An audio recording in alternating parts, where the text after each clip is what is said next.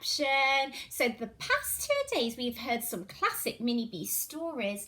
On Monday we heard the story of the very hungry caterpillar, and on Tuesday we heard the story of the bad-tempered ladybird, and today it's Mrs Ikram's turn to read you one of my favourite Mini Beast stories, and the story is Superworm by Julia Donaldson. This is one of Mrs Ikram's favourite stories.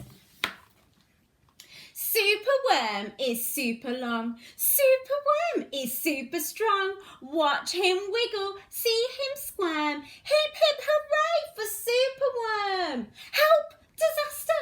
Baby Toad has hopped onto a major road. Quick, whatever can we do? Look, a Superworm lasso. The bees are feeling bored today. They need a nice new game to play. Cheer up, bees, no need to mope. It's Superworm, the skipping rope. Beetle's fallen in the well. Is she drowning? Who can tell? Not to panic, all is fine. It's Superworm, the fishing line. Then toads and beetles, bees and bugs, brother snails and sister slugs, uncle ant and earwig aunt, clap and cheer and chant this chant. Superworm is super long, Superworm is super strong. Watch him wiggle, see him squirm, hip hip hooray for Superworm. The chant is carried on the air to Wizard Lizard in his lair. He mutters in his servant's ear, "Find that worm and bring him here." The servant crow is black and grim. Everyone is scared of him. They all let out a fearful shriek to see their hero in his beak. The wizard waves his magic flower. "Now, Superworm, you're in my power, and you must tunnel, wither and coil to find me treasure in the soil." Superworm is very cross to have a lizard as his boss, but when he tries to slink away, the wizard's magic makes him stay. Oh my goodness, he's got quite a dilemma. For days he tunnels, twists and winds, but all the treasure that he finds is 2 small buttons, half a cork, a toffee and a plastic fork. The wizard flicks an angry tail. "Have one last try, and if you fail to find that treasure down below, I'll feed you to my hungry crow." Oh my goodness. The crow is flapping through the night. Everyone looks up in fright. They see him perched upon an oak and listen to his dreadful croak. "Superworm is good to eat. Superworm is a special treat. He'll be juicy, fat and firm. Hip hip hooray for Superworm." Action, quickly, at the double. Superworm's in frightful trouble. We must help him if we can. We must hatch a cunning plan.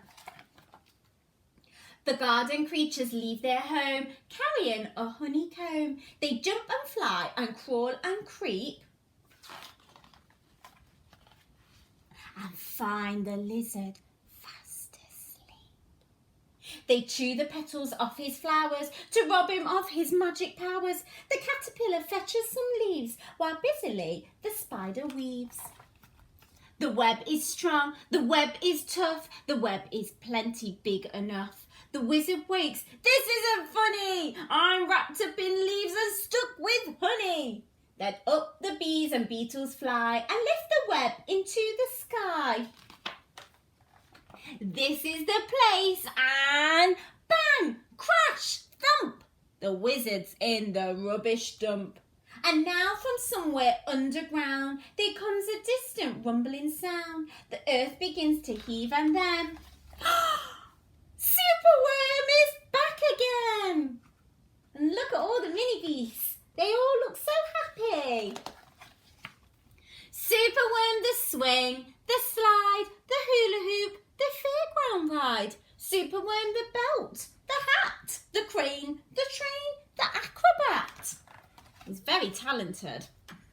Then toads and beetles, bees and bugs, brother snails and sister slugs, uncle ant and earwig aunt, clap and cheer and chant this chant. Superworm is super long. Superworm is super strong. Watch him wiggle, see him squirm. Hip hip hooray for Superworm. The end. What a lovely story with a fantastic ending. Lots of different mini beasts in our story, so perhaps you can reread that story and see if you can name some of them, and maybe you might even find some of them in your garden or wherever you are in the world at the moment. I'm looking forward to having another story with you very soon, but for now everybody, take care. Bye.